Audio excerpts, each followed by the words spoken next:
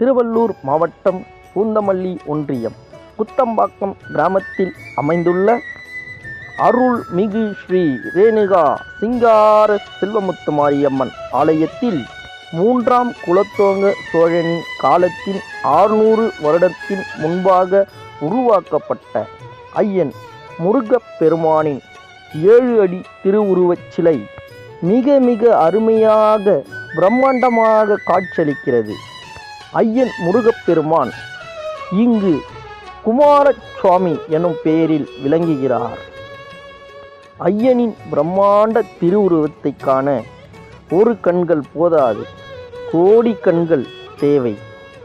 ஐயனை காண வரும் பக்த கோடிகள் கைகளாலவே ஐயனுக்கு விபூதி அபிஷேகம் செய்ய அனுமதிக்கப்படுகிறது. விபூதி அபிஷேகம்